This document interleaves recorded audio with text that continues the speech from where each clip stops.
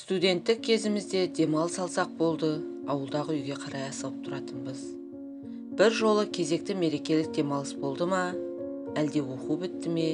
Әйтеуір, студенттердің бәрі қайтып жатқан кезде мен де кассадағы соңғы билетті алып, ауыл қайдасың деп үйге қарай тарттым. Қасымдағы адам да студент бала екен. Маған бір қарады да, әрі қарай бірдеңе тыңдап өз әлемі өзінде отыра берді. Бір вагонда жалғыз өзі отырғандай талтайып алғанына ашуым келсе де үндемедім. Вагон толы жастар. Ерсілі қарсылы кіріп шығып жүр. Бір кезде әлгі жігітке анасы телефон соқты. Бала анасымен өте дөрекі сөйлесті. Жүрегім қанжылағандай болды.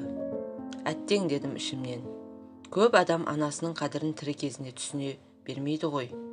Тірі кезінде сыйласа алмасаң, өлгеннен соң жылағаннан не пайда? Өзімнің қайтыс болған анам есіме түсіп, іштей бір егіліп алдым. Неге өйтті екен? Анасы сонша не істеп қойды? Арада біраз уақыт өткен соң қарнымыз ашып шорылдай бастады. Әрі жол жүрген адамның 1-2 сағаттан кейін қарны аша бастайтыны заңды ғой. Асхананың алды толған кезек. Кенет әлгі жігіт үйіне қайта телефон шалды. Мама, мен таксимен барамын, 500 теңге алып көшеге шығып тұр деді. Анасы түнгі бірде қалай шығатынын уайымдады ма екен? Бірдеңе дей қалып еді, баланың көзі атыздай болды. Саған сол қиын ба деді.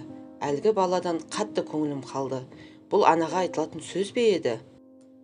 Сол кезде оның қарны аш, әрі ақшасы жоқ екенін білдім де, буфетке барып, өзіме не алсам да, бәрін 2-2-ден алып, ыстық шай алып, қайтып келдім. Жігіт көзін жұмып алған, бірдеңе тыңдап отыр. Мейлінше жұмсақтық танытып, тамақтарды алдына қойдым да, жеңіз дедім. Өзім ештеңе болмағандай өз тамақтарымды алып, терезеге қарап жеп отырмын. Сол кезде ана жігіттің реакциясын көрсеңіз ғой. Дала қараңғы ғой, терезеден барлығын көріп отырмын. Екі көзі бақырайып, ақырын ғана құлағындағыны шешті. Аяқтарын жинады. Содан кейін өз қылығына өкінгендей болып, тып-тыныш отырып қалды. Түсетін уақытымыз жақындап қалған еді. Сөмкемнен қағаз алдым да, менің анам қайтыс болған.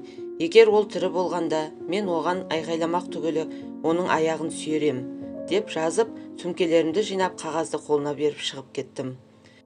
Вокзалдан ағам күтіп алды. Бір бұрышта әлгі жігіттің анасына, мама, мен өзім барамын. Сіз ұйықтай беріңіз, тоңып қаласыз, деп жатқанын естіп, қуанып кеттім. Негізгі адамдар жаман болғысы келіп жаман болмайды екен. Тек оларға жақсы болудың жолдарын көрсетіп жіберу керек.